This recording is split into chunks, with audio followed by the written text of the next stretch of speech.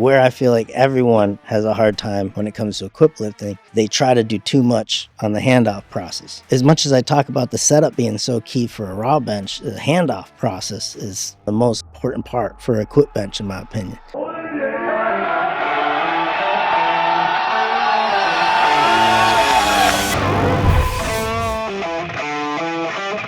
It's time to sit down, keep it real, and cut the bullshit. Welcome to Table Talk. First question for you.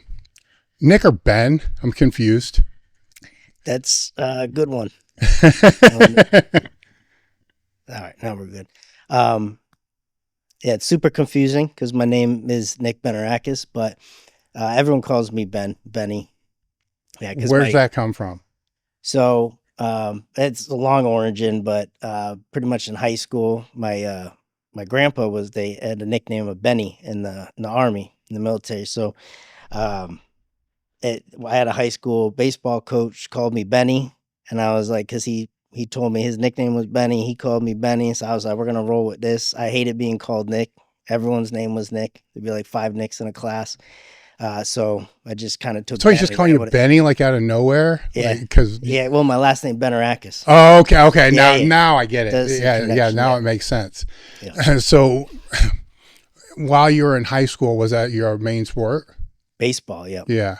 Yeah. I played baseball pretty much year round.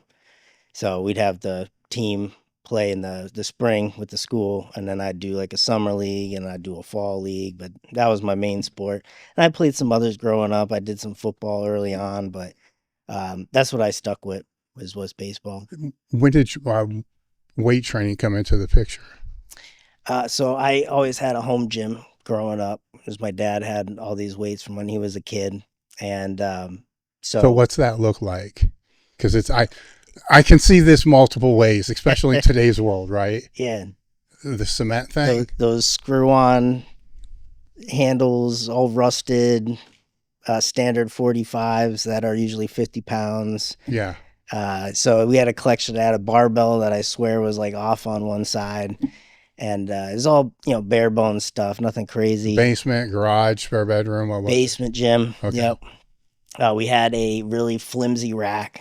Like as I started getting into powerlifting more and more, that thing would tip over with like 400 pounds. It did not take much. And that's what I did a lot of training out of, is this old flimsy rack. But we had that home gym set up. And so, growing up, I always had that available. So at times he would be down there training. I'd go down with him. I never wanted to. It's always really cold. But I'd go down there. I would train with him on occasion. So like through school, I was pretty strong. Not setting the world on fire or anything. We had a really small school, but I was one of the strongest in the school, I'd say, just because I had access to actually being able to train. And then in gym class, we had a gym teacher who, he probably doesn't even know, but he pretty much changed the trajectory of my life and everything I'm doing now. But we had gym class, and he was really about being in the weight room. So most of the gym teachers is play dodgeball and stuff. Mm-hmm. Let's just do something fun. He was, all right, let's get in the weight room. Let's use the equipment that we have here at the school. Let's get stronger. And the other time we did like teamwork building things. Like we'd go out to this obstacle course and we'd do teamwork stuff.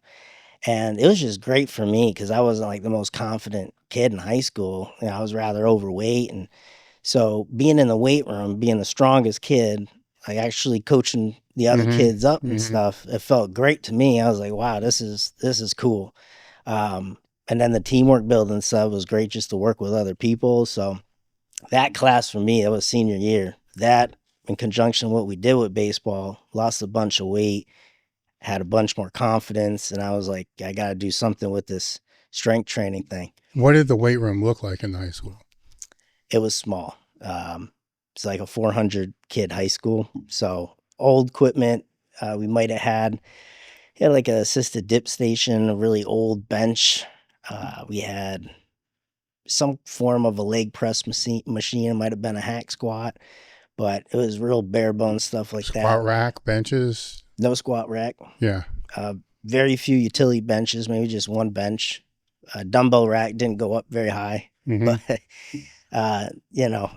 we made do with it. But as soon as it always goes, I graduate and then they come in with this brand new state of the art new school and nice weight room. And so what did he do to make that appeal to you more? Or was it just the fact that you were stronger than everybody else? it was the fact that I was pretty much like coaching others too. And that felt cool because it's like something I could give back to other people. And that was probably my first taste of coaching because I'd have my friends down in the basement and we just kind of F around. We didn't really get into the lifting yet. So it was then where I was like showing them how to bench. I was showing them how to do the machines and they looked up to me because I was a stronger kid. And I was like, this is really cool. And that was like my first taste of coaching. At that point in time, were you looking for different resources outside of what you were just doing? Like, were you looking online on how to get stronger and things of that sort, or did that not kick in yet?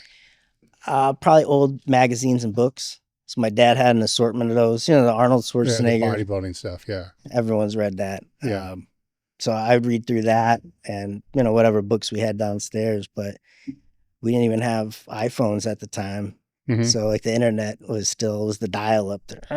Oh yeah. So with your training, I assume then it would fall more into like just bodybuilding stuff, or because I know through a lot of those resources, there would always be like half a chapter or one chapter on strength, or in the magazines, like one article way in the back that would be on strength. Did you gravitate towards those? Because I gravitated towards those. It was like all this other stuff, like this was super cool, but it was rare. Yeah. Right? Did you or was it just all the hypertrophy stuff?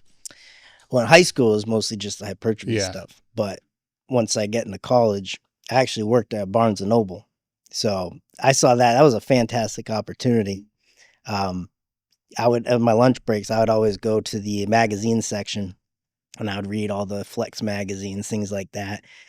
So I was really heavily into the bodybuilding side of things. But then there was a transition at some point, and I picked up a Powerlifting USA, and I started reading through that. And I was like, this is a slow process to get bigger. I'm seeing like noticeable change very quickly with squat, bench, and deadlift. This seems really cool. I don't have to put on posing trunks. His singlet's a little easier to get into. I'm going to try doing this more and really bring these numbers up. And I just kind of got hooked on that. So what did you go to college for? Kinesiology. Okay. So why did you decide, granted the first year you're, taking all kinds of shit, right? Yeah. So then you figure out why did you lean towards that? So it all comes back to that senior year in high school. Just the process of being in the gym. I had no idea what I wanted to do. Probably in hindsight, which I think a lot of people should, is just take a year and figure stuff out, get a job, get an idea of what the hell you want to do. But I had no idea. I literally asked my friend, and he said, he's going to the same school as me. He said, I'm going to take kinesiology. So I'm like, all right, kinesiology, exercise science. That sounds good. So not knowing anything about the program with the UMass Amherst, it was really much so set up for like research purposes. You're going to be like a PT or you're going to do further research. I wish I went to somewhere like Springfield College near home, which was really designed more for the strength conditioning route. I didn't figure out I wanted to do more of that until maybe like the last year of college. So when you're going into college, just from so you have the training side of you, and then the college, the education side. Yeah. Right. There's a balance, especially with competitive lifters. Like, were they even, or were you competing at that time? Not yet. Okay. So the school had to be, it was even, right? Like an even balance, kind of? I hated school. Yeah. Absolutely hated school. I was taking like calculus. It took me 3 tries to get through calculus. Just the classes that we were taking, it was like so math based. I was having to do these, and I did a Greek philosophy class or an art class for some reason. You had to take one of these, and it was so not geared towards the strength side of things. I wish I could just get into a gym and like learn about the yeah. things. But I was really into my own learning. So I did a lot of free internships. So I'd go to Mike Boyle's, one of his facilities, and I just, hey, can I spend the winter break interning here? I went to a lot of the colleges. I went to Springfield College, and I asked, can I spend some time with a football team, just watching what they're doing in the weight room. So I went and did that for some time. I went to another college, spent time in their weight room with an internship. So it was just trying to gather information from everywhere else because I don't feel like I was really getting it with the whatever process through school. Yeah. I wasn't really getting what I was looking for in terms of learning more about the strength conditioning side of things. Now, with those internships, were they within driving distance? Yes. Right. It wasn't until I reached out to, this was off of Google Shirts, or actually one of my powerlifting mentors who lived in the area. He didn't get me into competing, but he really fueled the fire going forward. He was like one of the original people that started working with me and coaching me. And he told me about this team that was at a meet, and they all had the same singlets. And he was like, you should reach out to him and do something there. It was powerlifting based, powerlifting focus. And that was John Gaglione's gym.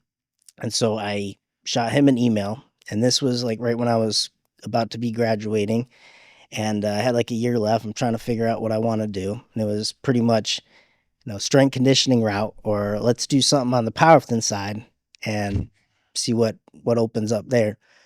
And so I had two opportunities in front of me. He offered me, opportunity to come down for the summer, and my girlfriend lived in New York, so I was going to stay with her for the summer. Her parents, okayed that, so I was lucky there. And then it was take a strength conditioning internship in Rhode Island, which she went to school to, so I was kind of familiar there. But it was one or the other. So I had these two, and it was really a no-brainer to me when John emailed me back. I was like, I'm going to do this powerlifting thing.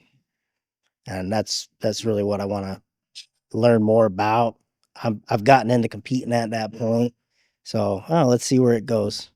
Now, with these free internships that you were doing, was there any place that you went to that said no? Oh yeah. I reached out to quite a few, just didn't really hear back, like Holy Cross. There was a place in Florida, FA, Florida Atlantic or something. Yeah. Yeah, some places that I applied to, and it wasn't the right opportunity. They just didn't have something available. Well, I'm putting this out here because there's a lot of people that want to get into these fields, right? And to me, that's always been the best way is, it's just to go somewhere is, basically free labor, free intern. And the pushback about that every year gets worse and worse and worse and worse and worse, right? Maybe I don't know really what the state of it is now because I quit paying attention, but like 2019, it was in this really weird spot to where the people that owned the facilities, the better ones, were also selling mentorships at the time, right? So you can come in and go under their mentorship for 3 or 4 weeks, and it's going to be, $5,000 to $8,000 or whatever it's going to be, and they teach you their methodology and what they know. And on the other end, they'd have, interns that are reaching out that want to be paid, right? And not like minimum wage type. I mean, paid like for real. Sure, yeah. And so when I'm speaking to them, like they're like, this is kind of fucked up, because I had to do all my stuff kind of free to be able to learn, but I'm doing it for free. But what I'm gaining is the education, right? And you pay the college and the university money for that education, right? You go to these people for free, you get the education, and you're not paying for that. So it became this really weird type of thing to where a lot of them were like, no, I just don't even want to deal with fucking interns anymore. Yeah. Right. Yeah. And because of that, because some they would hire, right? So it kind of would pay off with that, but then it's just this constant rotation. And then all the paperwork that's associated to make it a real internship, sure, kind of plays into that as well. And as you were telling your origin story there, you're going here, here, here, here. And that's why I wondered like how many people said no, Mhm. right? Because maybe somebody goes that route. It's like, I want to do here. And they, no, and they want, no. And then they just say, fuck it. Nobody wants to do it. Yeah, well, so these weren't even like official internships. Sure. I wasn't even getting credit for this. This was just me wanting to learn more. Mm-hmm. So I reached out everywhere. I wanted to get out and explore new places. So that's why I picked some different regions. I never traveled much when I was younger, so that was something I was really keen to try to do. Um, but I'd never expected getting payment from it. Mm-hmm. I was just so thrilled for the opportunity to learn. I don't feel like I was getting what I needed through the college system to at least do what I wanted to do. So I was like, I'm going to try to learn as much as I can on my own. I'd watch like videos of yours or read Mm-hmm. books, go out and do these internships. And when I went up to New York to do John's internship, it was unpaid, and that was the role, and I was just happy to be there. And so I worked another job in the summer when I was living up there. I got my ass up. It was 4 a.m. Mm-hmm. and I would go to the golf course. It was right next to the house, my girlfriend's house. And I worked at the golf course. And I did that until the afternoon, went off to the gym and coached the night sessions. And that's what I did. And tell you, that was the hardest stretch of time I probably ever had to go through. I was literally almost falling asleep on the Mm-hmm. drive over because I'd get home after training. It was late. I have to eat. I have to get up and do it again at 4 a.m. But that's what I did for the summer. I knew it would come to an end at some point when I go back for my last year. So I just tried to take as much away as I could. So when did the competing come into play? So that was prior to that, maybe a year. So this was 2013 was when I started competing. And I was still just training in the basement.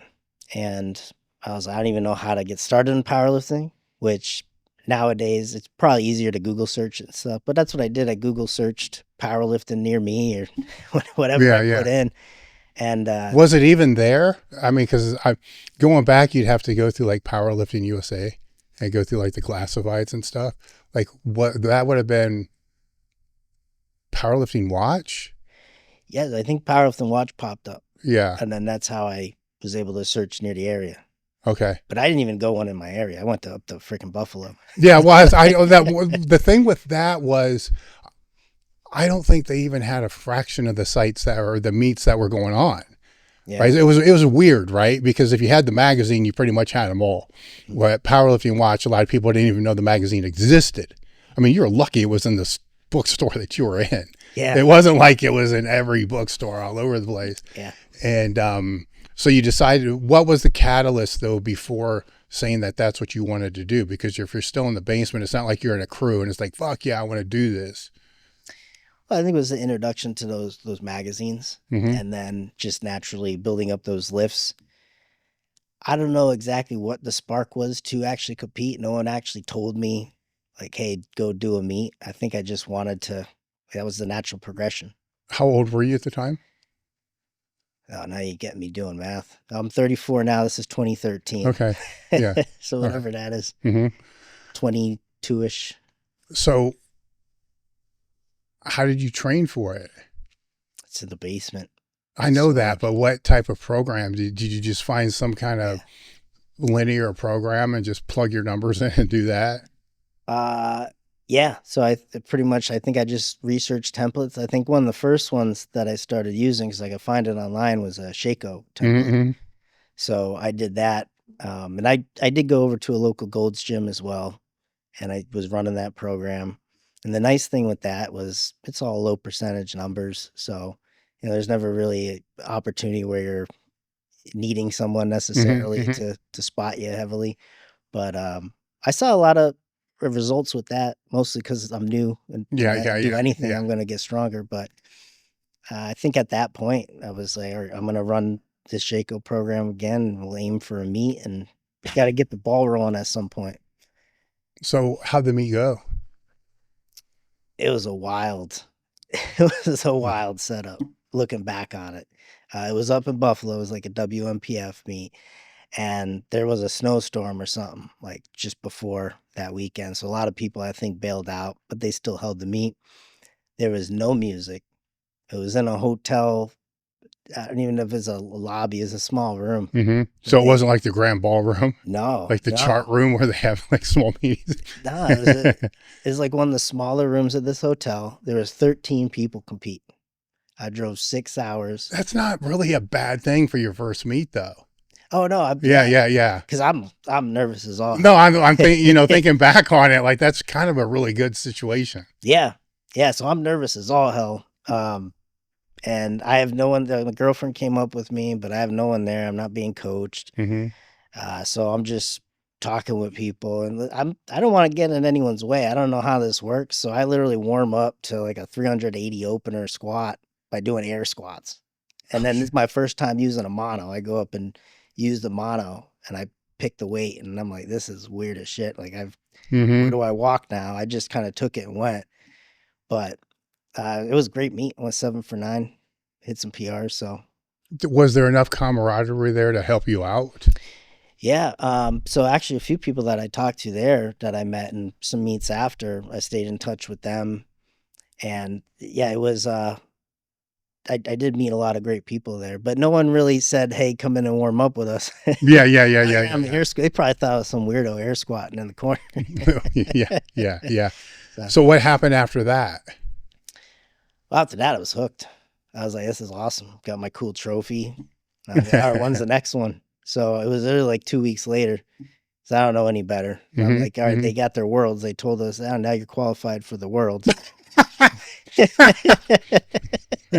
Which is funny. Yeah, welcome to powerlifting. So yeah, they're like, hey, you disqualified just for worlds. They give you the paper for it. It's in Philly. I'm like, all right, cool. I'll drive out to there. That'll be cool. And that's what I did. I did the worlds. I actually did worse at worlds. It was 3 weeks later. So I had a lower total at worlds, but I did that. And then the third one was an RPS meet. And that was more local to me. It was in Rhode Island. And that's where I met my powerlifting mentor, Morgan Mitchell. He lives in my town back home, Massachusetts. And I see him in the back room. And this is out in Rhode Island, so I'm not expecting any East Hampton stuff. But he's wearing our baseball cap. I don't know this guy. He's wearing an East Hampton Eagles baseball cap. And I'm like, what the hell? So I had to go up and talk with him. And he's from the town. I didn't know much of him. Like he coaches some of the sports and stuff. But yeah, I met him. And then he was already doing the powerlifting. He was helping out the meets. He was pretty much running the New England region. So it was a blessing meeting him because he took me under his wing. I went out and helped him judge at meets. He took me up to Jamie Mata's gym out in New Hampshire, Vermont, and I would go and help out at meets there. So he would take me all around and help out at the meets he's running. So there was like a crash course in learning the sport too. Well, that's learning more the admin side, right? So the behind the curtain side. What did that do with the programming side, your own training? So I think it just opened up. I don't know as much watching the meets because I don't think I learned as much about how they were training. But I think at some point when I went to John's to intern, like seeing what they were doing, which is more like conjugate based, that's when I started learning more of the programming side of things and like what was going on there. So I'd follow along with what they had and the crew they had going. Now, when you were doing that, how long were you there?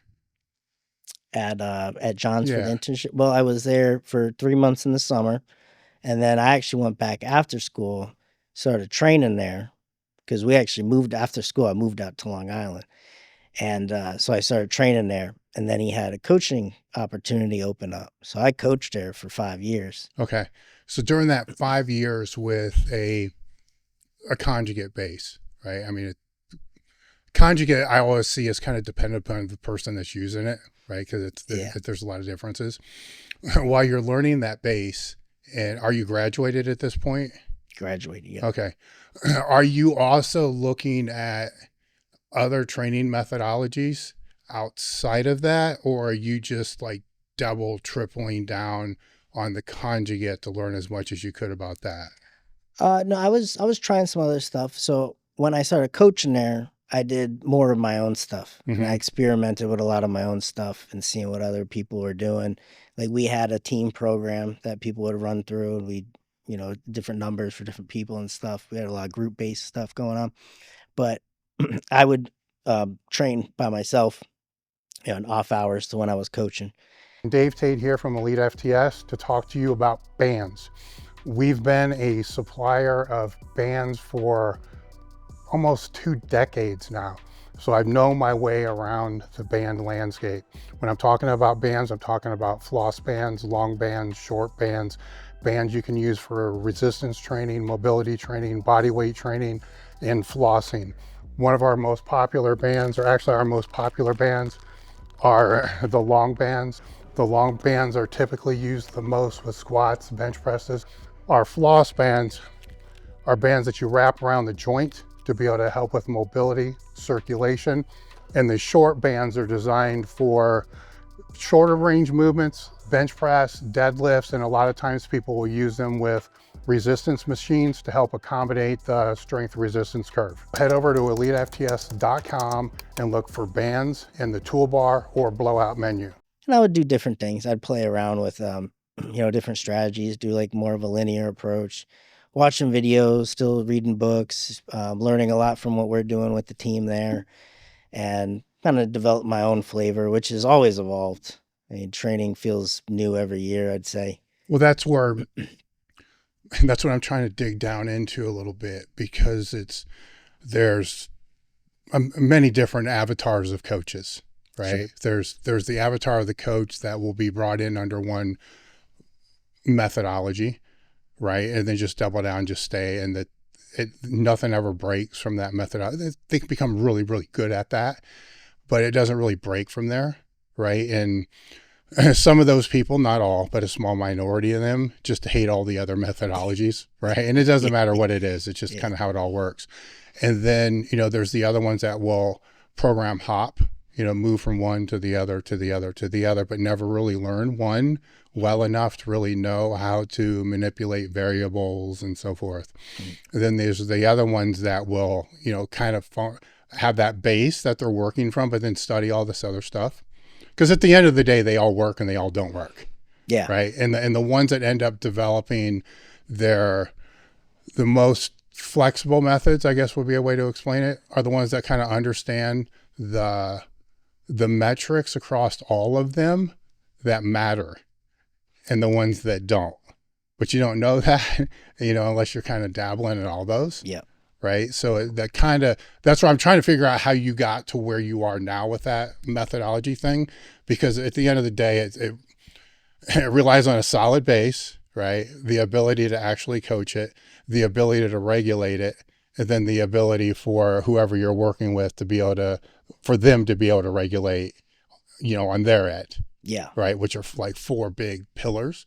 To be able to pull that all in, you can usually see gaps, in different coaches with where those things are. Sure. So it's while you're kind of going through that, there's another pillar, right? Like, what the hell are you going to do with yourself, right? Sure. Which is the hardest one, right? Because you have all these other things, you see it working really well for clients who are, even stronger than you are. Then you're like, why the fuck does this not work for me? Yeah. Right? You're your worst client because you experiment all the time, right? Yeah. And you have to. So with yourself, as you're kind of going through all this because you're still a 3-lift coach, we'll get into your social media later, but that kind of like niches down, which could be good, could be bad, right? I think it's good, but niches down. So it works, but a 3-lift coach. So with your own training, how did you go about filtering out what you had to do? I guess my coaching style, I've always tried to utilize different types of programs, almost treat it like, trial and error, like using this strategy, what's working well for this person, what don't they like, what can we do a little bit different? So I find like everyone, and I still to this day, we don't have one set style of doing anything. We just try to find like what's the best fit for whoever that we're working with. But in terms of my own training, I guess I would do a lot of what we were doing with the team. And then, maybe I'd be like, all right, I don't think the speed work is really serving me well. So I'd experiment with doing more of a volume rep type day. or I throw the slingshot on. Maybe I need a little bit more groove practice with my shirt. So I put in like a slingshot day so I could work that more. Um, so I don't think the framework changed too much from what we were doing, but I would input different things, change the speed day to more of a rep day. So kind of slowly evolved from that. And I'd say what I'm on right now is almost more of like a cube style, Mm-hmm. where in my shirt I'll train a volume day, and then I'll go and I'll do a competition day. So the volume day is more like 5 sets of 5 in the shirt. It's a lot of reps. It's a lot of workload. That's where I feel like the main strength component's coming in. I'm using a looser shirt so I can train full range in the shirt, and be able to accumulate that volume full range, not rely on boards and things. The comp day, I'll train full range. That's more of the singles practice, getting to the types of weights that I'll actually hit at a meet. I'll wear a comp fit shirt for that. And then I'll go and do an overload base day. So there's a 3-week wave, and I'm just working through those Mm-hmm. transitions. Now, when you went and pulled the speed workout and replaced it with repetition work, where did you start when you did that? And then how long did it take you to land on where it needed to be? The reason I'm asking is because if you look at that from a broad view, essentially you have a heavy day and a light day, right? The speed day is the light day, Yeah. right? So it's allowing recovery from that heavy day. So a lot of people that will pull that out, then go to rep work, end up having heavy day, almost heavy day. Yeah. If they're not heavy, right? And then it starts regressing. Yes. And I'm sure it happened to you. It happens with everybody Yeah. until they're like, oh shit, it can't be this. It has to be like a moderate or a light day. Mm-hmm. So how did you go about figuring that out? I think the first transition was, all right, let's take out speed work. And I wanted to incorporate more practice with the groove of the shirt. So I put in slingshot. I didn't think that would fatigue me too much. I wasn't using any crazy loads with that. I was mostly sticking around the 5 rep range. So it was essentially almost speed work. It's just submax loading and just kind of seeing how my body adjusted. Did I feel stronger, more prepared on my main bench day? And then if I did feel like I was having any bumps or bruises or my shoulder started irritating me, maybe I'd take it out altogether, or then I might incorporate some type of raw speed work. This is Like going to that. get in the weeds a little bit, but when you did that, and it was the old school slingshot, right? So it's Sure. we'll define. It's not like the Widowmakers and things that we have now, right? Yeah. And I hesitate to say the groove of the slingshot, right? Because it really doesn't. Yeah. It's not that. But it's not the same as what you're going to find with the bench shirts you were using at the time.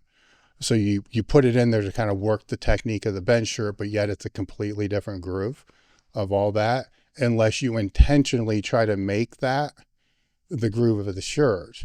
Did you? That's what I did. So that's what you did. Yeah. So how did you go about doing that? Well, so the big component that I feel like I was missing from the shirt, which took me a while to figure out, was that tucking aspect. Yeah. So like, define. yeah. So yeah, the tucking aspect of the bench shirt. So you'll actually end up in a position where like your elbow is in front of your wrist. So it's not a stacked position. Like a raw bench, you want to stay stacked for that force transfer. But in a shirted bench, like you are tucking down towards your belly. It's much more of a horizontal bar path. And that's what's difficult. And I had a really hard time with that first, is being competent in doing that and having a good feel for it. Because it's like the thing is you utilize boards. So I was always using boards. So I never really got really well competent at going full range. So when I went full range, it always felt off. And I'm like, how the hell can you go from a half board to full range and it feels so different? Mm-hmm. And so that's when I started implementing more the slingshot work.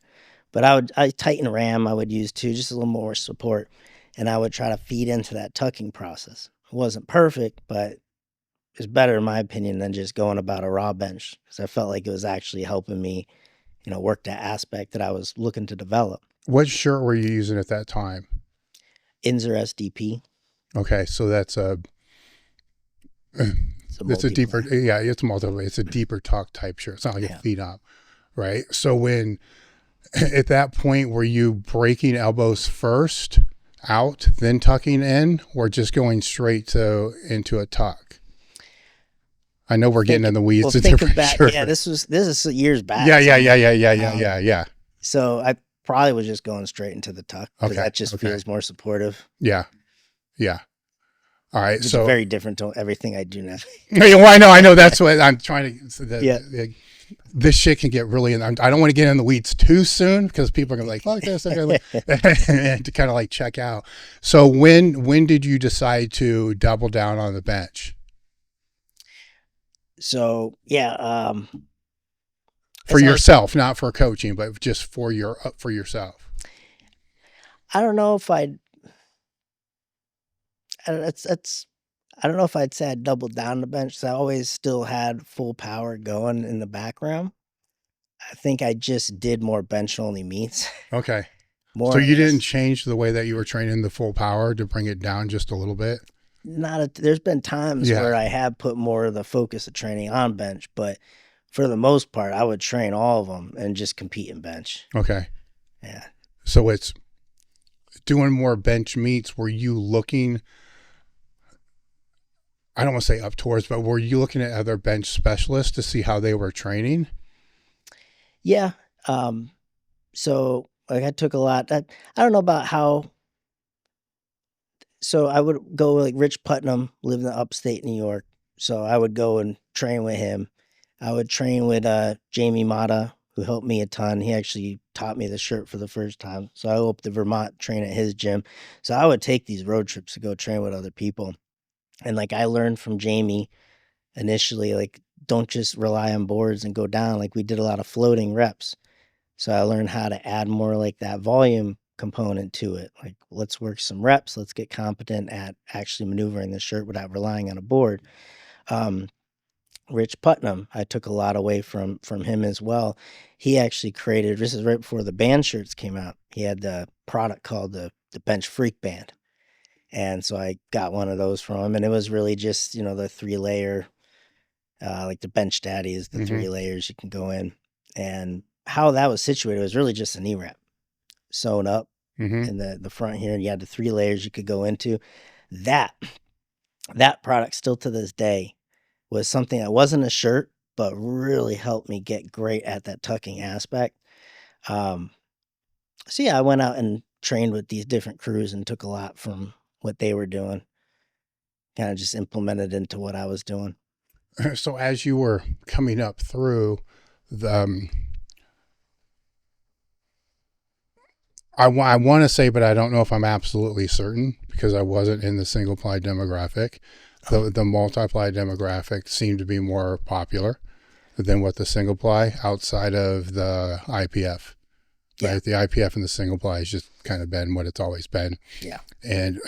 But over this period of time that the sport has shifted, into raw to where the band shirt changed some things. Yeah. Before the band shirt, I would say that single ply numbers wise had more lifters than multi-ply, right? The band shirt may have changed that, right? Because there's more people using that, but it sounds like you're predominantly competing and trying to master the bench shirt, and then here comes this time to where there's no bench shirt, right? During this same time, there was a lot of narrative that everything that you do in the bench shirt will not carry over to raw, which was always kind of interesting to me because most of the training of the people that use bench shirts, at least no less than 60% is raw, right? If you count the warm-ups, it's higher. Yeah. You know what I'm saying? So there should be, but you're kind of living through all this. Yeah. Right. And then actually coaching through all this as well. So how did you navigate that time? Yeah. So there was, once the band shirts came out, like everything changed. But so in my own journey, I did a lot of the multi-ply. I wanted to compete on the Arnold. I'd see the old Ryan Kennelly, the Arnold series he did at YouTube, and I would watch it every year. And I was like, this is awesome. This is a bench only meet. I want to do this. So a lot of what I did for many years was, all right, I want to go compete out in the Arnold stage.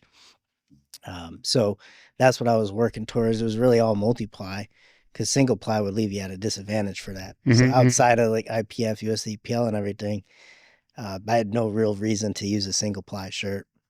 So everything was multiply, and that's what I got really accustomed to. Use the Inzer SDP. Pretty much got to the point where I was buying a new shirt every meet, because I wanted to maximize the stretch of it, the tightness. But then in my own journey, it was the same time, like COVID happened. The band shirts came out. So that kind of changes the landscape a little bit. I'm trying to figure out now, because I'm not coaching at the gym anymore. I'm doing my own thing online. So I'm going through that transition now. No one's really doing much training in general. Everything's shut down. I have a home gym, so I had some people training with me there. I could keep it going. But I'm kind of figuring out, all right, well, what's next? It was like a period of time. I had something going on my shoulder. So that whole year was really felt like a wash. And the band shirts came out. And so I don't know, I lost a lot of weight at that point too. I was more focused on different goals at the time. And so I was trying to figure out what I was going to do. And single ply just seemed a lot easier to get into. And you didn't need as many hands. Like a multiply wanted the 3-man handoffs. You got to coordinate everyone's schedules, which is the toughest thing with equip lifting. Everyone's got to be coordinated. I'm pretty much on my own now, trying to get friends to come out and train with me, my home gym. And so I go to single ply route, because band shirts don't really interest me. So I start competing USAPL. They use the single ply shirts. So that transition took place 2019, 2020. Okay. That's what you're asking about. Well, yeah, this with the shirt, because people that are watching this are going to be interested in the shirt, but I still want people who don't use shirts to understand a lot, and what you're going to talk about applies to raw. So I want to be careful on how I'm kind of wording some of this stuff, because I don't want people to kind of check out. Sure.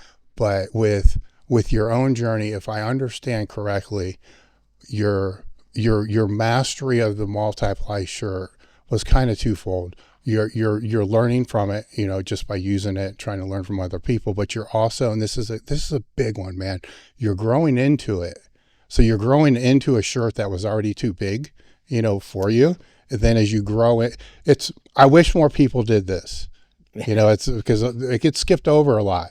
I think Dave Hoff said one time that he used the same squat suit since like whatever weight, like 240 all the way to 308, and there's so much value in that. But where the problem comes is that was in multiply, right? Then you're going to pull out of the multiply and go into single ply. First off, you got to figure out like what's going to fit, what's going to work, right? Yeah. And then many would say single ply is harder to learn than the multiply. Now, of course, the multiply guys say that's all bullshit, because they didn't grow they're not willing to put the time to grow into a shirt. I think this is, in theory, the same reason why the best bench shirt for most people, the highest percentage, is a used one that they got from somebody else, right? Not the new one that you buy out, because we all went through that stupid shit. Like, oh, if I get this new one, it's going to be way better. Then you're like, oh, fuck, this is terrible. Then you get this used, beat up piece of shit. It's like, oh my God, this is the greatest thing in the world, because of all that. So when you jumped from that into the single ply, right, with no help, right, because you've been home by yourself, how did you go about that? Oh my God, what is this? To figuring it out, because a lot of people would be like, you know what, fuck it, I'm just going back to the multi. Yeah. Well, so I didn't find the transition too difficult. I did have a used shirt originally, and majority of my initial competing in equipped was this same shirt that I had. It was really big at first. I did a meet like 198 in it, and I wore that, and I did a meet like 275 in it, and it was the same shirt.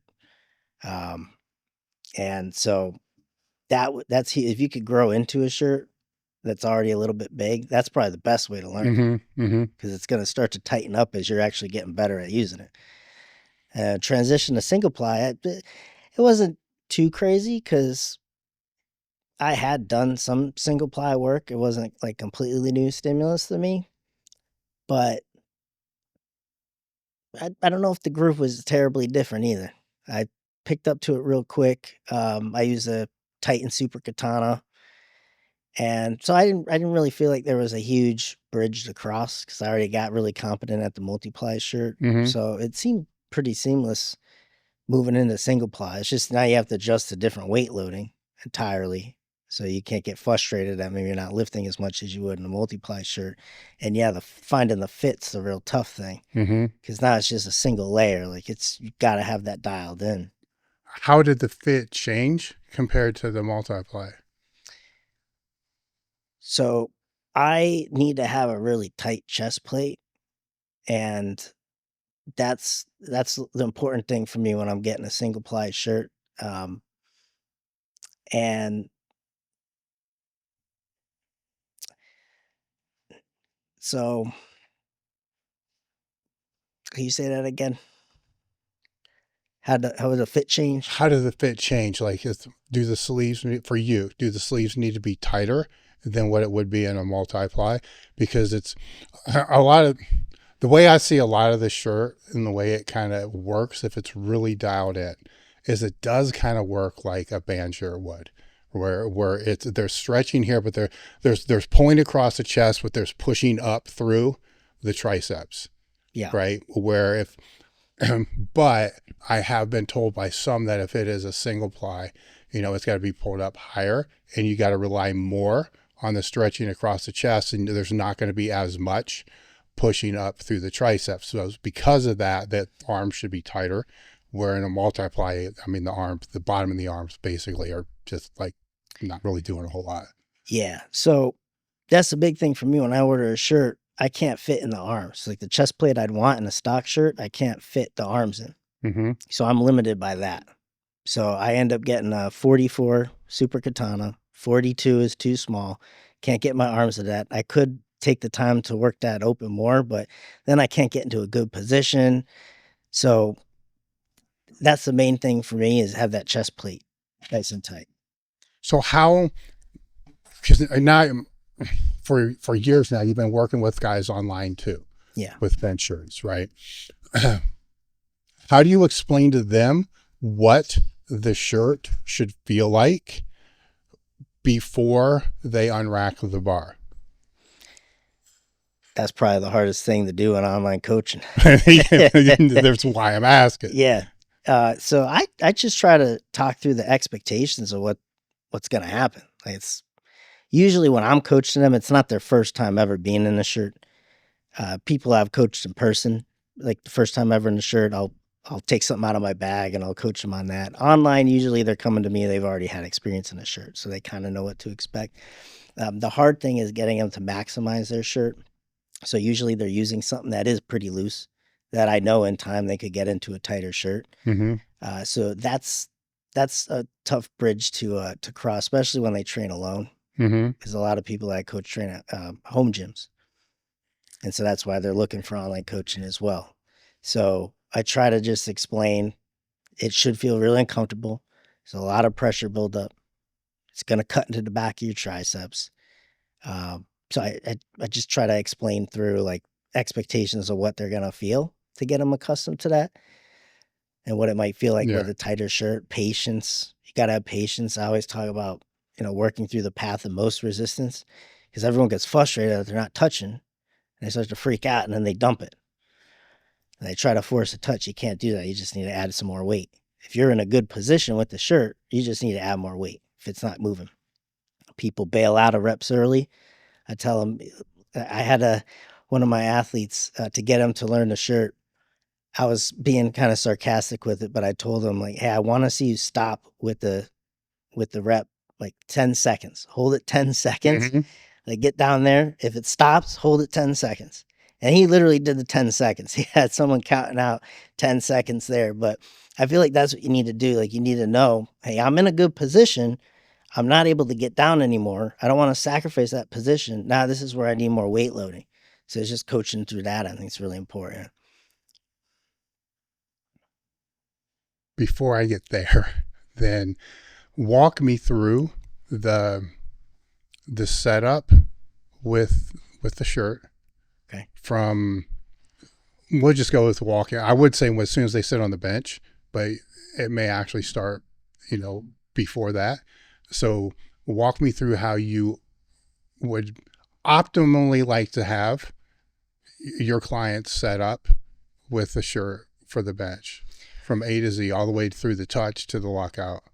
Sure. So I like to coach more feet up on the bench. I think that gives you really good leverage to get into a good bridge.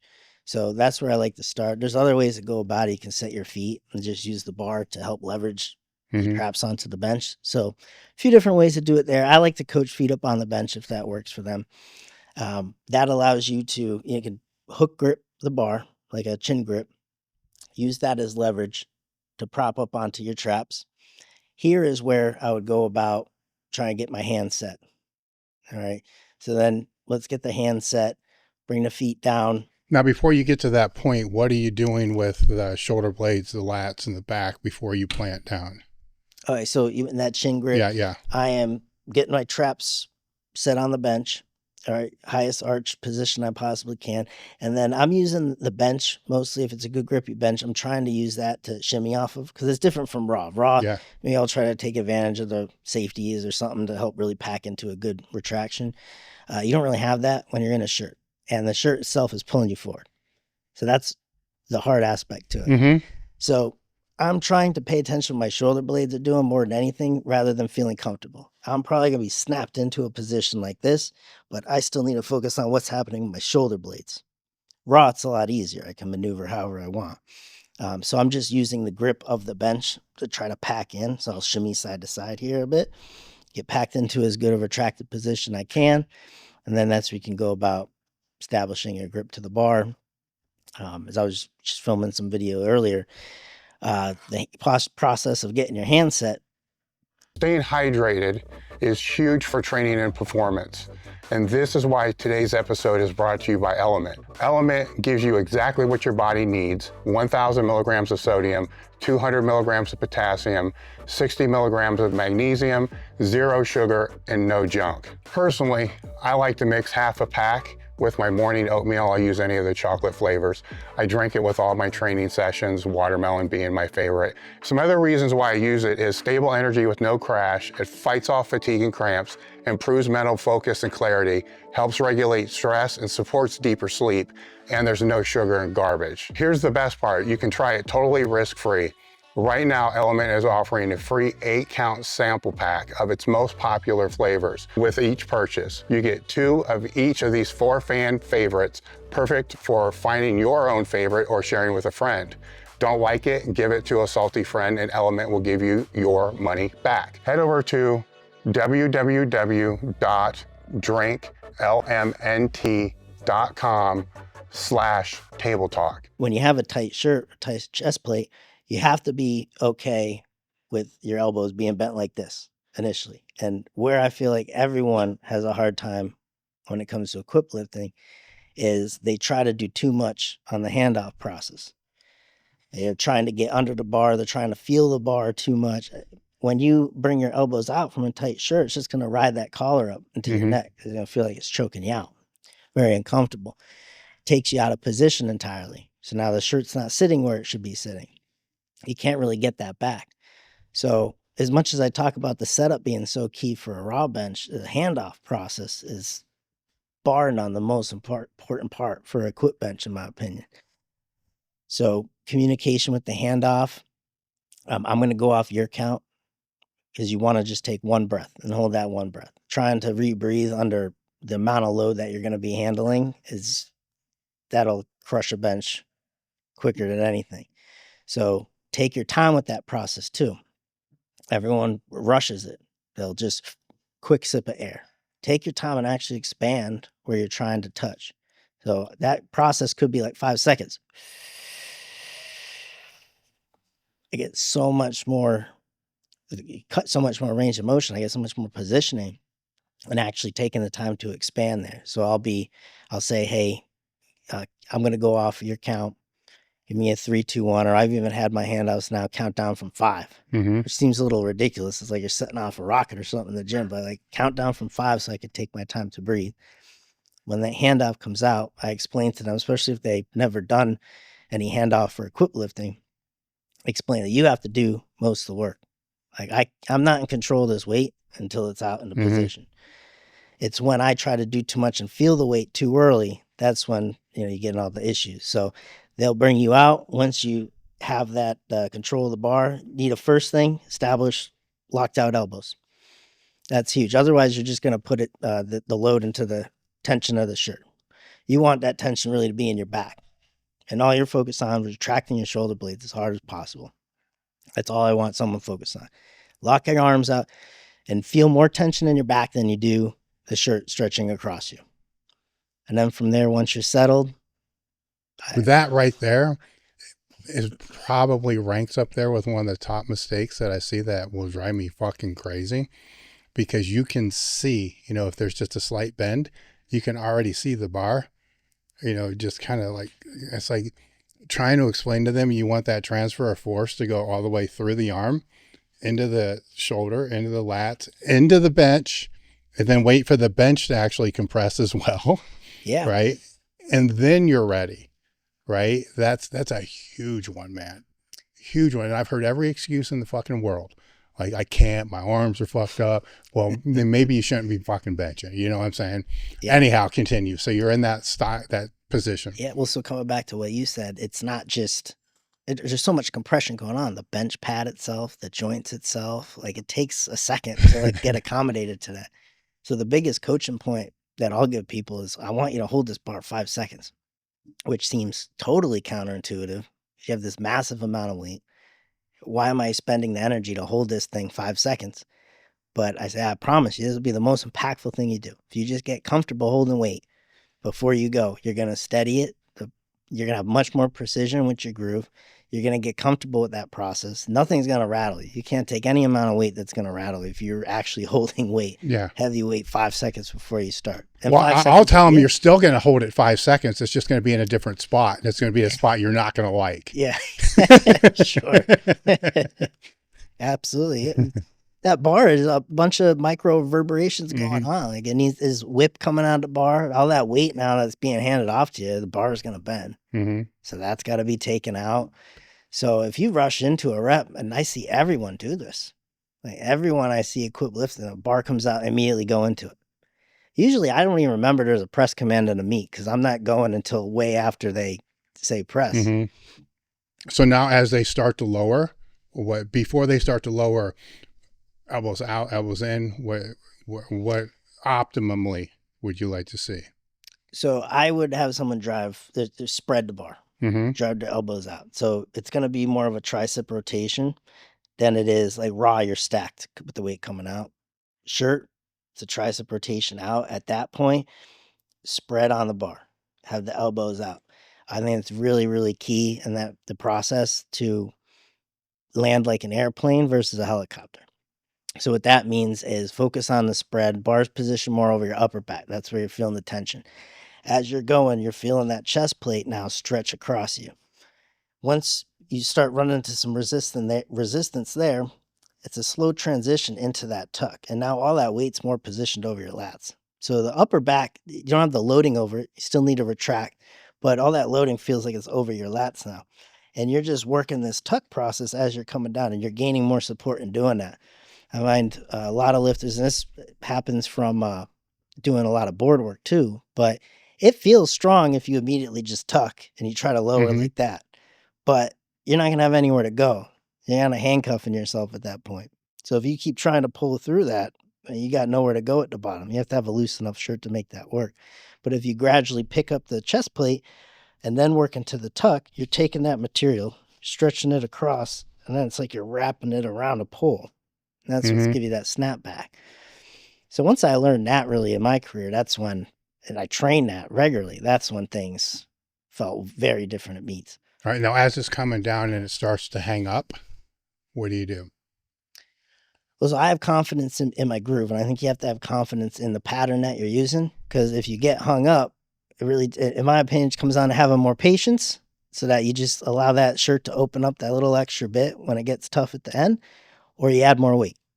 And it's really as simple as that. And then the process of preparing, if that's your opener and you need it to touch, how you conduct the warm-ups, how you prepare the shirt through training to get to that point where you're confident I can get this weight down. That's what needs to happen. But there's nothing you really can change necessarily, in my opinion, outside of getting into a bad position that's going to help you pick up that extra bit, other than loading weight or spraying the shirt, putting more mileage on the shirt, so to speak. Right. So now you get the press command, and what do you do from there? From there, the next thing that's hard for people to coordinate at first is, now that they learn how to tuck into that bottom position, well, you got to come out of it the same way. So it's that aspect of flaring back. It's usually when I'll initially coach it, they'll finally get the tuck aspect down. Things look awesome. This weight's coming down. It's grooved well. And then they try to press straight up from that position, or press straight up without really doing anything with their elbow position. You then have to, on the press, ride that weight back just the way you brought it down. So it needs to be a gradual elbow flare back as that weight's coming back, and it should really cut through like butter. No matter how heavy the load, you nailed it when it just goes, and you're just staying in the right position underneath it. That's how you got that. You're in a good position riding that groove back. Where are your eyes this whole time? Because it's, for some ICL lifters that will follow the bar, with their eyes, and it can work for some, so everything works for some, right?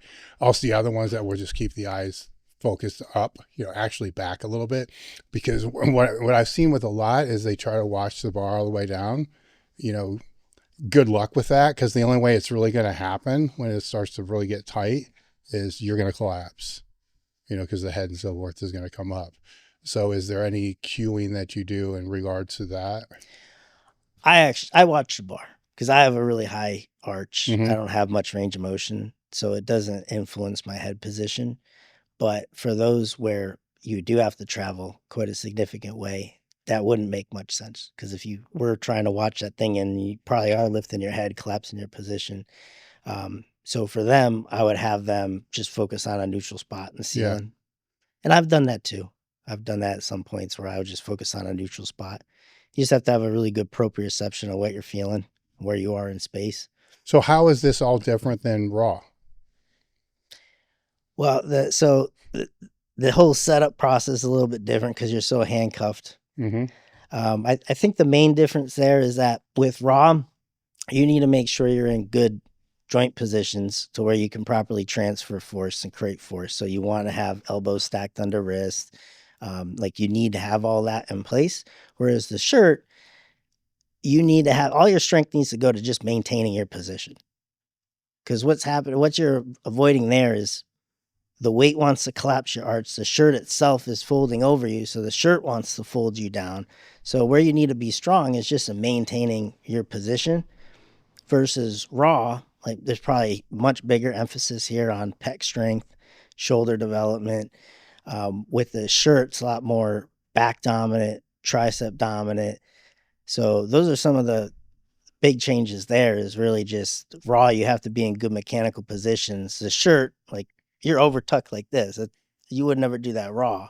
But as long as you can hold your position and the way the shirt is stretching over you, that's what you're capitalizing on. Now, for the equipped lifter, that the majority of their training is going to be raw, what should the technique be for that training that they're doing that's not in the shirt? So I would always, if I'm benching raw, if I'm coaching someone, they're doing a raw bench, there's one style of doing it. I would still have them raw bench how an efficient raw bench should be. If I wanted to get someone closer to what they do in a shirt, that's where a slingshot would come in. And I think it's better to have a product like a Titan Ram or something that'll let you tuck and do a little harder. But that's where I would say, okay, you can start bringing some more of that elbow tuck into the equation. It might not feel nearly like a shirt would, but you can practice that element. But I wouldn't have someone, just for the sake of training like a shirt, do it raw where they're placing their hands very far out or trying to over tuck the bar or anything like that. Because that's probably going to beat them up.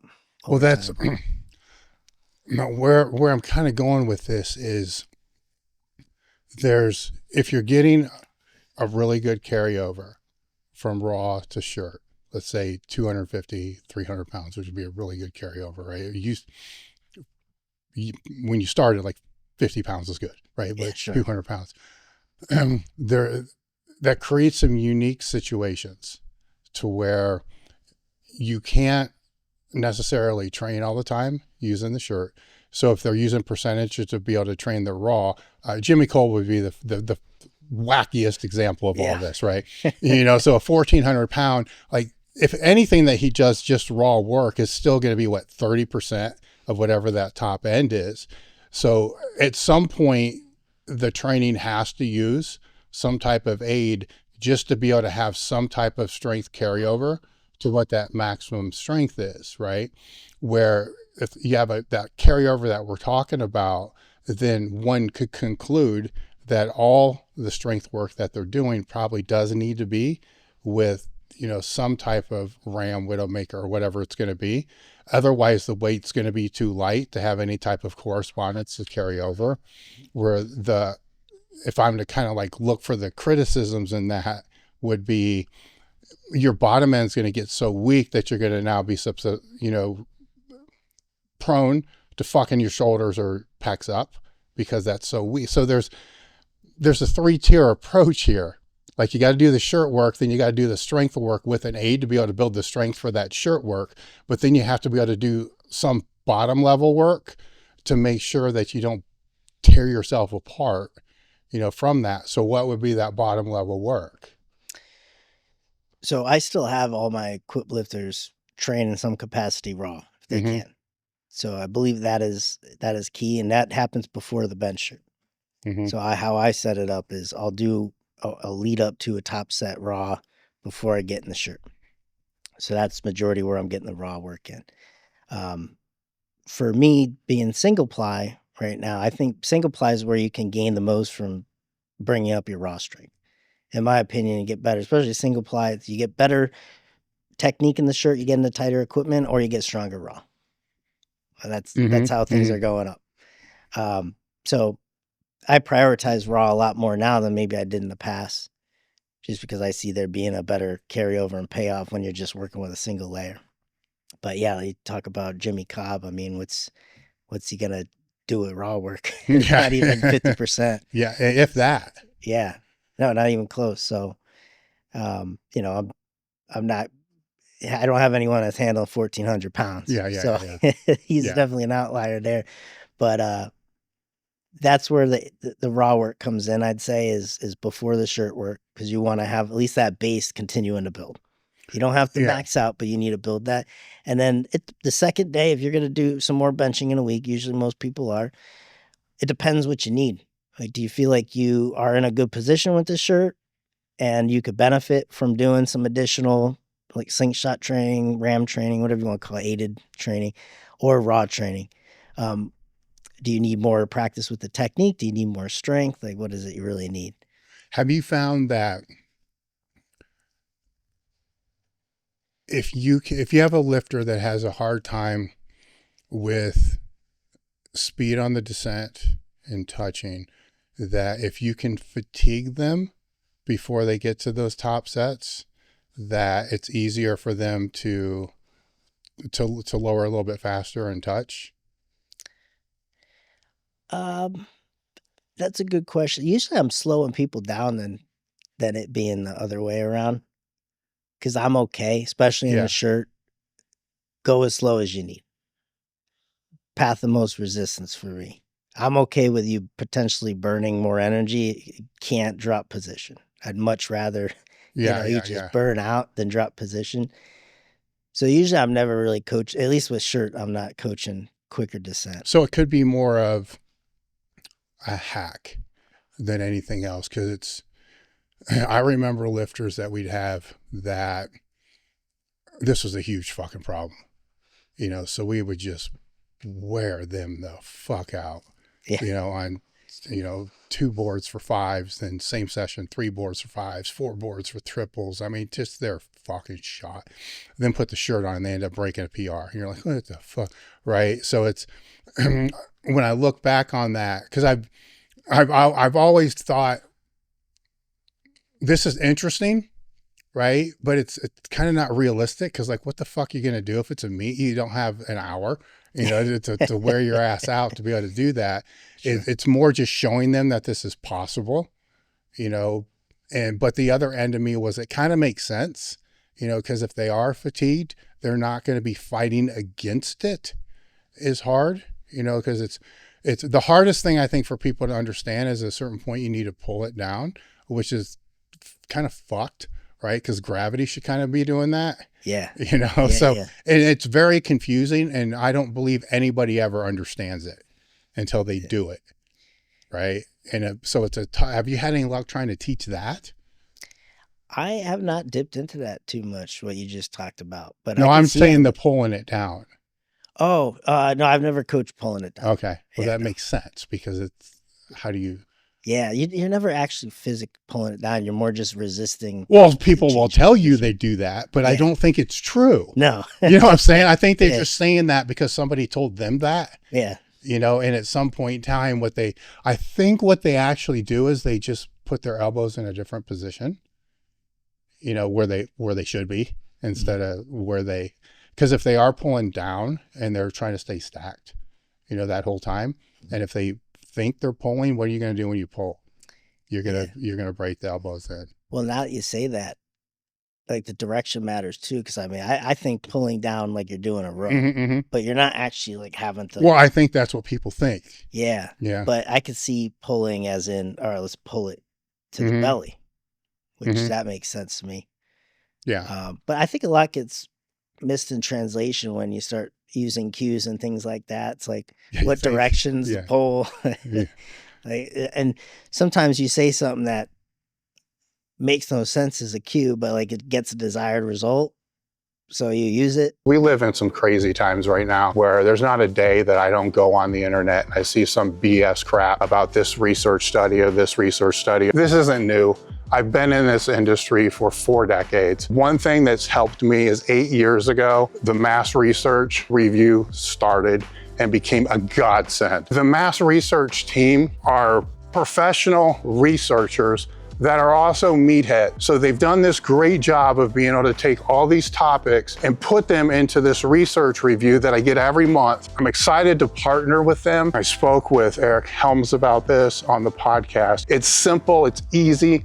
They're offering a 20% discount to all podcast listeners. The code is elitefts20. When you join, you get the research review, which is going to be sent to you every single month. It has 7 to 9 articles in there. The archive, which is 1,500 articles, thousands of videos. Just head over to massresearchreview.com and use the code elitefts20. The link will be in the description. Well, that gets most of the stuff that you've been doing is online. That gets weird when it's online. Yeah. Right. So I kind of learned that the hard way, where, if it's a video of you working with somebody, then, because I've done this, other people will take that cue and try to apply it. I've learned since then, I got to be real specific about what I say. It's like, hey, this is what I'm saying for you because it's making you do it. Don't do this at home. Right. Because sometimes it's fucked what you got to say. Sure. Yeah. I mean, real fucked. Like you can't even believe you're saying it. Yeah. But it works. Yeah. So it's a, yeah, go ahead. Which gets really weird when you're making content. Everyone wants to pick apart because I'll use some kind of cue, but I'm not going to put a disclaimer on every post. Like this works for 50% of you. This is not going to work for 50 other percent of you. Like you're taking an approach. This is going to work. You can explain this is going to work if this, but someone's going to rip a certain cue apart because it's not going to work for them. So, that can help you though. I mean, we'll get to that with the next topic with the content stuff. What can a raw lifter from the bench, what can a raw lifter learn from the Multi-Ply lifter? I think the biggest gain a raw lifter could get from being in equipment, and I don't think it works as well vice versa. I think the biggest payoff is if a raw lifter went into equipment versus an equipped person going to raw, you're going to get an appreciation for the form. And I don't think there's any super magic for handling more weight, and now you're all of a sudden more prepared for more weight. I think it all comes down to you have the greatest appreciation now. Like you just had a magnifying glass on. Form cannot break. So you gain such an appreciation for what you're doing raw, other than just muscling through the weight. Like how your position is, you realize, if I get out of position, even the slightest, like I'm frustrated because this weight's falling on me now. So you gain such a great appreciation for your form, which I think could help a raw lifter tremendously. Now, what can the multi-ply lifter learn from the raw lifter? This can be training wise, It doesn't have to be just form. So what could a multi-ply guy... So I mean, that's tough because you're probably already training raw. Like you're already doing raw work. Because I don't know too many people that just exclusively train in a shirt. And I think everyone's base is training in some capacity raw. So I think you're already conditioned to that. I'll throw one out there that Sure. I think the raw can learn from the multi-ply, the multi-ply can learn from the raw, right? Is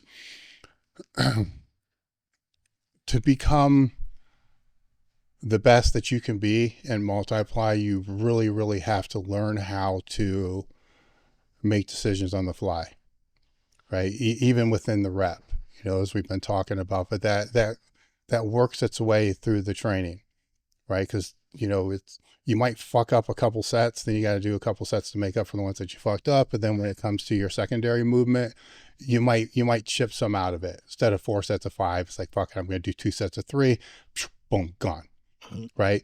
This over time becomes habitual, right? So it ends up being main lift, maybe a couple sets of push downs, gone, right? And I see how it happens, right? Because it happens from the right place, right? But it all seems to end up at that. Shirt work, done. Tell me I'm wrong. I mean, it always ends up that way, right? Where you're never going to see that happen in a raw lifter, right? Yeah. Because the workload is going to be less, the fatigue is going to be less. I'm not saying that they don't work as hard, right? It's just different when you have, weights you really shouldn't be lifting and all the inputs that are being put in there. But even if they have a bad day, they're still moving to the next, moving to the next. So the total, I think training density can be one, trying to get things done a little bit faster. Short work can take forever, right? It's really easy for most, any multi-ply with any lift outside of the deadlift, it's really easy for them to cut their rest periods in half. It's super easy. Right. Which will increasing that training density alone would probably fix the problem that I'm talking about, because the problem I'm talking about, if you go long-term, ends up creating weak points, usually in the lats, right? Why? Because where the fuck do they ever do their lat work? Like on a secondary day or something like that. So I guess I would say in a way it would be like sticking to what the program is more frequently. Yeah, that's a great one. That seems to be. So many people do their top set in a shirt and then they'll bail because it's already been 3 hours. Yes. Yeah. I mean, sometimes that is the right call, right? I mean, when you're benching over 8, sometimes what the fuck is a push down going to do that you didn't just do? Sure. Sometimes it's the right call, but not all year. Yeah. Right. So that's kind of what plays into all that. Right. With your content, when did you decide to lean into that? The bench from the very beginning. Yeah. All I post is really bench stuff. Did you see a lack of it? No. Well, so this was 2016. So I'm now coaching at John's gym, and I'm naturally better at the bench press. I had shorter arms. I still don't know anyone who sized up arms with me with shorter arms than me. So I'm just well built to bench, which is part of that. And so there's just a lift that I've found some success in. There's not much shirted bench information out there. So I kind of see a hole there. YouTube, I start getting into that. I just come up with the name Big Benchas because I knew bigbenchas.com was not going to be available. Mm-hmm. So I from Massachusetts. It was a play off. Everyone mentioned my Massachusetts accent when I say coffee. So I said Big Benchas. So it sounds good. I just put out content on bench. I had that intuition to niche down real quick because I figure someone's gonna pick up my stuff because I'm just posting bench stuff. So then they're gonna know like that's the guy to gravitate to if I want to learn something about benching. And at first, it was really just writing some things on posts, and then that evolves over time as Mm-hmm. the world's so different than it was 10 years ago with the content out there now. But So how'd you navigate that? uh, so I've invested heavily in like mentorships and different coaching, business coaching opportunities where I've learned a lot about the content side of things. But yeah, at first, all it really was I think pictures. 'Cause Mm-hmm. Instagram originally was like you just put filters on pictures and wrote That a was it. caption. Yeah. And so that's more or less what I was doing and just writing about things in the gym. And then videos started getting bigger. And I did a lot of YouTube this whole time because that was really where you shared video was YouTube. So I'd put out these YouTube videos that it was just when I was coaching in the gym, I'd have a pen and paper over by the speaker. And when something came up, I was just really intuitive with my own training or if I was coaching someone. Like, what did I just see and what might be a cue for it? And I had to get it out of my brain ASAP. So I'd be like, hold on, right back. And then I go and I write it down and I'd film a video on it later. Mm-hmm. And that's what I did for a long time. And I'd come in early, have someone just film me on the bench talking about this, put it on YouTube. And so I did that for a long time. And Instagram's that's like my main platform now. Yeah. And the reels started coming out. I did more of the short form and having to learn that. But What helped you learn that? Because that's not as easy as people think it is. no. I mean, you're basically talking to your phone. Yeah. So that was it. I have a video I posted not too long ago where it was me doing my first YouTube video and I'm there in my basement gym and I'm nervous as all hell. And I'm just like, you don't need to do crunches to get abs. Mm-hmm. So I think part of just letting your personality out is just doing it over and over. And I think that stops a lot of people initially is they just don't put in the reps. Like you're not going to be where you want to be initially. But in terms of learning what does well, like I said, I invested heavily in mentorship around that and learning that, just like I did originally getting into powerlifting. Let's do all these internships and learn. So, yeah, with the reels, big things, it's not as simple as just filming something and putting it out.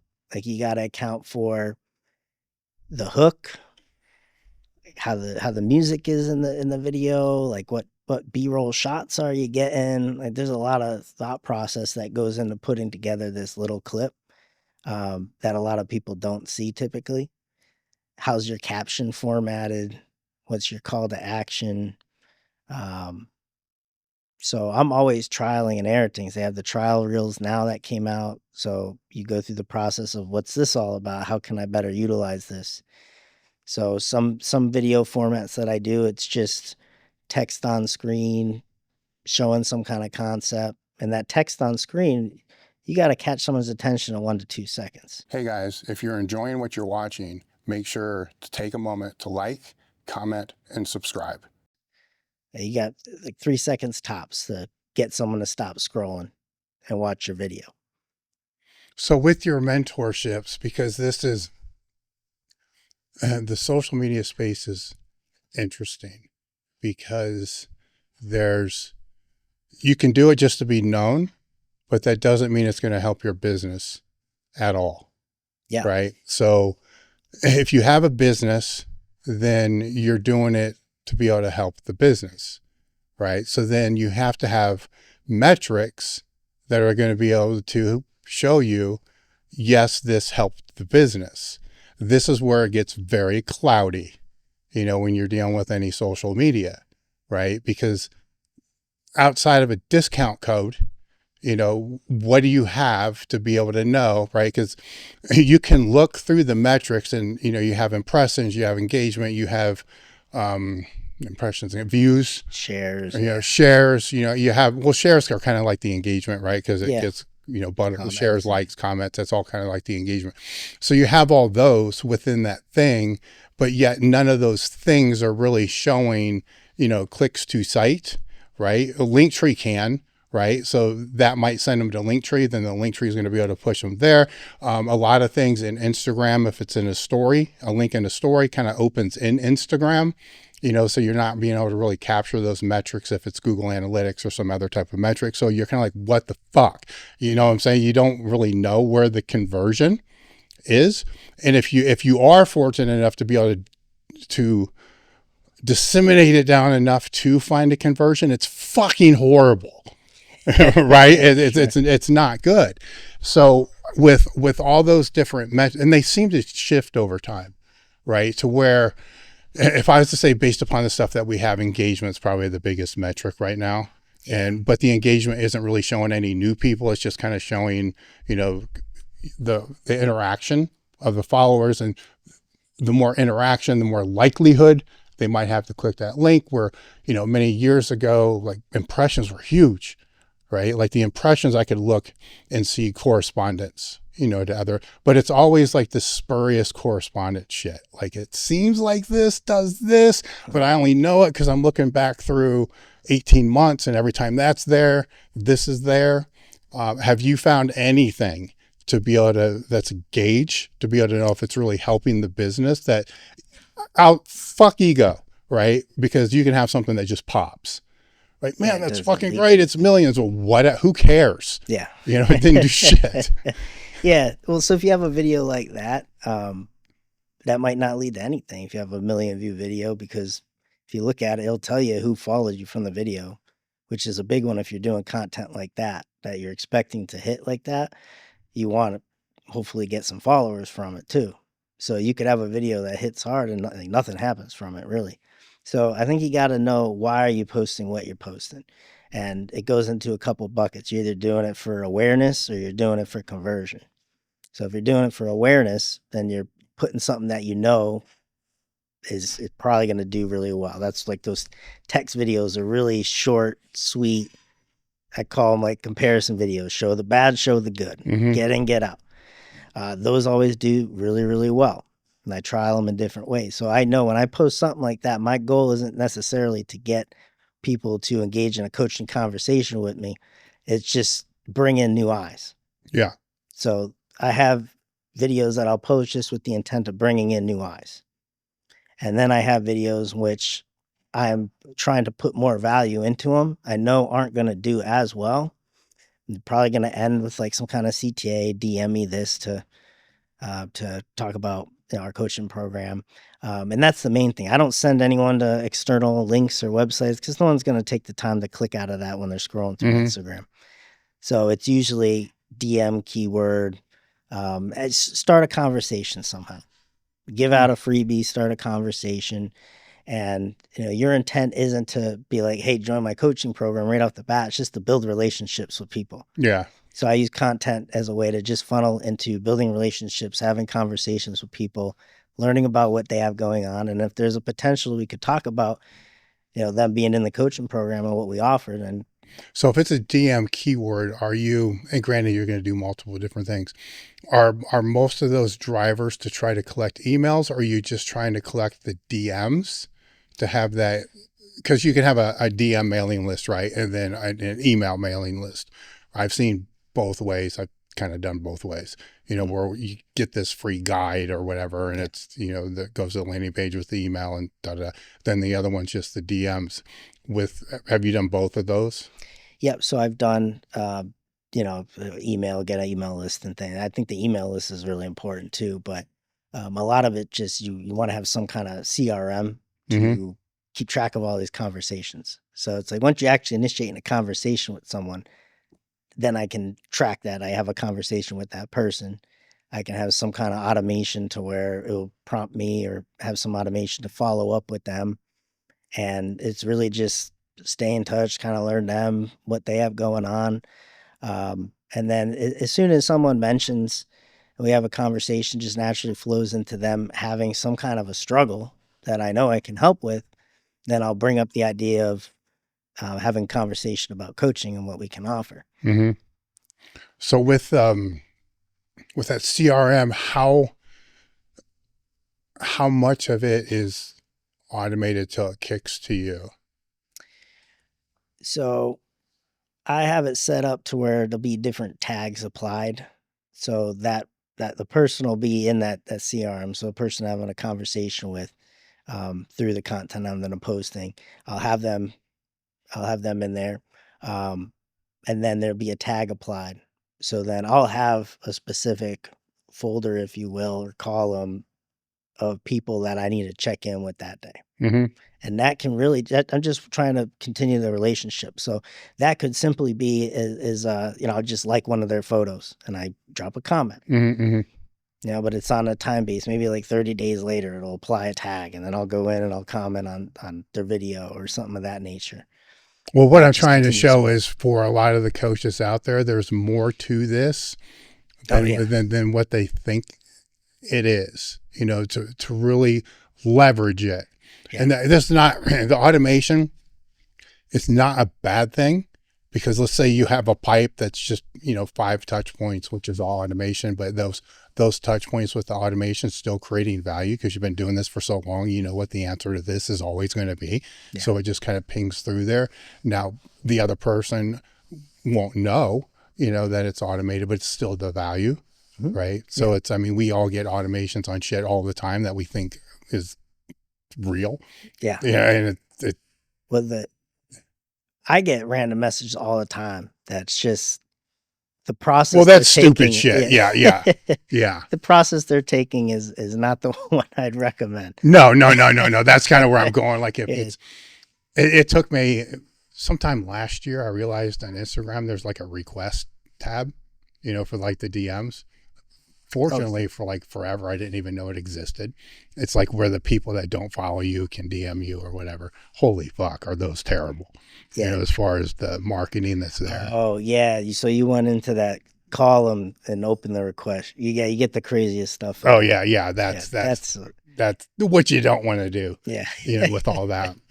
But I've had people genuinely like reach out to me, want me to review a video or something in there. I don't know why they got positioned in there necessarily, but there has been some times where I'd have a good conversation. Oh yeah, it's worth looking at. Oh yeah, because it's like I said, I didn't know it exists. Cause I just spend time with the primary. Yeah, what's in there, and there, yeah, like you said, there's times it's like this is like a for real person that's got like a for real fucking question or something to share to the story or whatnot. It's rare, but I haven't cared enough to figure out why. Yeah.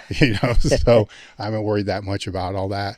If from the coaching side where you are now and compared to where you started, you mentioned the mentor things, and that becomes a weird space, right? Because a lot of the mentor things are, I like to call them it's a mentor project that is going to teach you to be a mentor, to teach other people how to be mentors, to teach others. It's like it's a fucked up little space, but then there's other ones that kind of help create the value.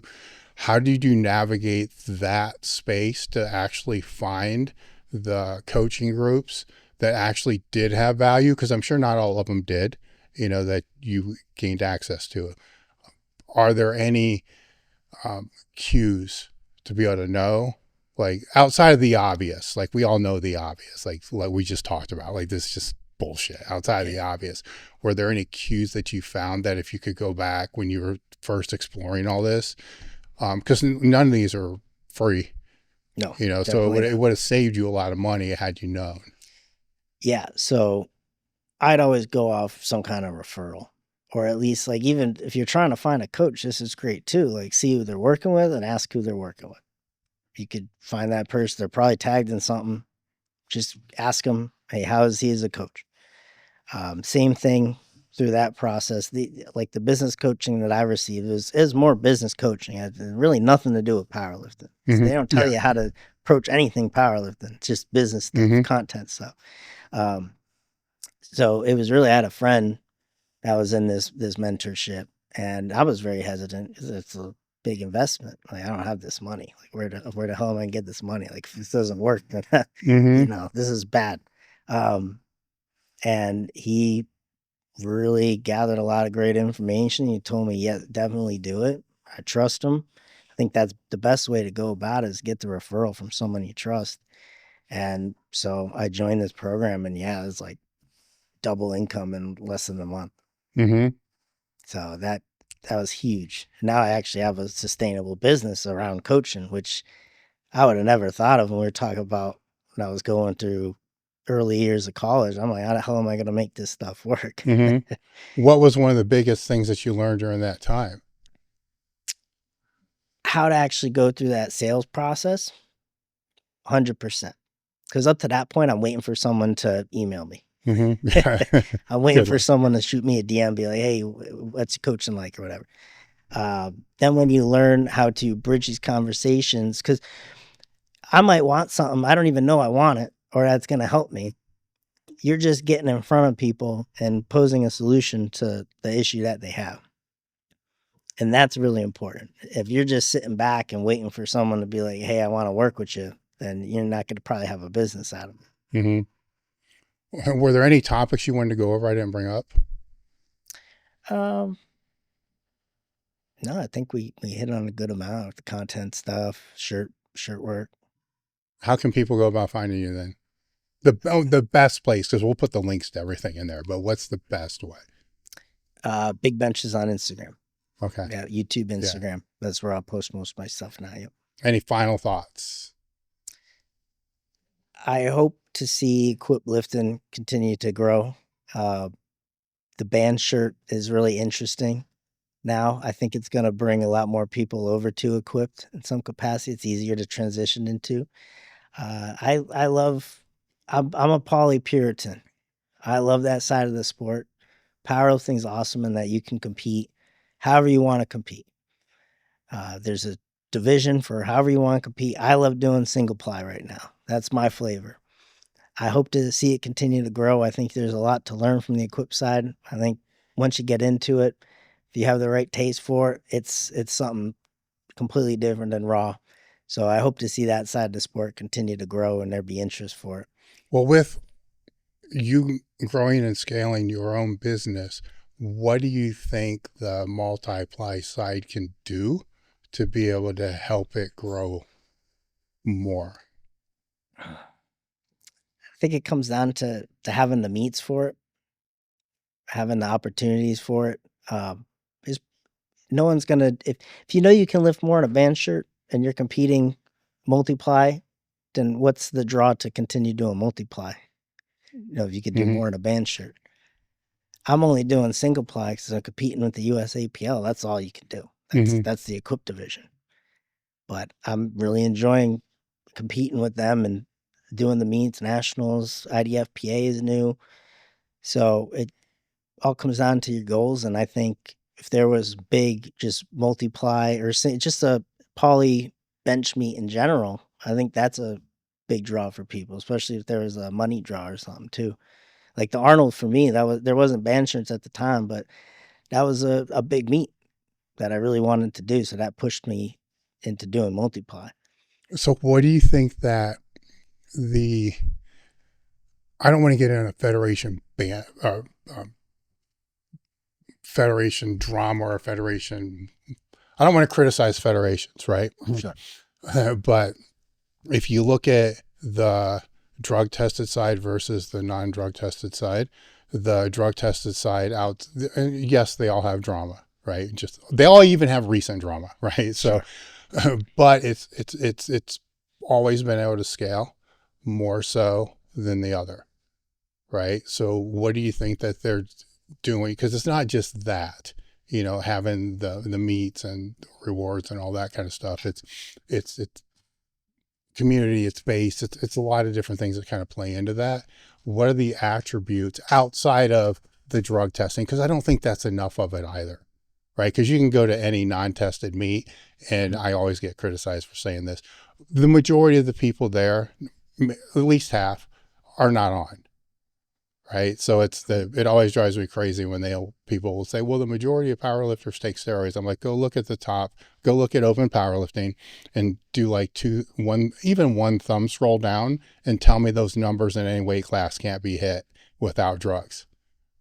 Yeah. You know, to me, there's more drug free powerlifters than there are not. Yeah. When you look at all, but see, people don't look at all of them. Yeah. Yeah. Right. And so what do you think that side, because you help people on both sides, you go to meets in both sides, right? So you have this broad overview. What do you think that they're doing that's making it more attractive to new lifters coming in that's not being done on the other side? You're talking like drug free, or you're talking like untested. How can they draw in more equipped lifters? No, I'm talking just yes. Because they're not, obviously they're not doing something that this other side's doing. Yeah, I mean, I see more on the untested side, more equipped lifting. More I like more multiplier band shirts and more growth.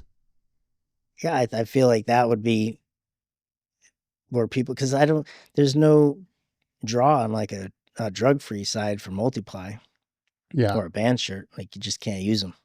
Well, yeah, yeah. I'm just talking lifters in general because you're closer to this than what I am, right? Yeah. So you see more of the newer lifters coming in going that route than they are going the drug tested route. I see both. Okay. Yeah, I see both. I don't know, I think you have to. I like that USAPL. They still make a big deal out of the equipped division. I think you have to just make a big deal out of whatever. I draw a lot of inspiration from WWE. I feel like we just need to promote meets in a different fashion. Like have some buildups, like have some promotion around it. I wish powerlifting could take from something like WWE and make like some kind of bigger spectacle of some of the meets, I think. Yeah, well, it's not the first time I've heard that. Yeah. I hear that a lot. So that may be the solution. Who knows? All right. Well, I want to thank you for coming out. This has been great. I appreciate it. Okay, we're done. All content you see on this channel and at elitefts.com is created by, take a guess, Elite FTS. If you want to help support the content, head over to elitefts.com and pick up literally anything that you need to be able to get more jacked and strong.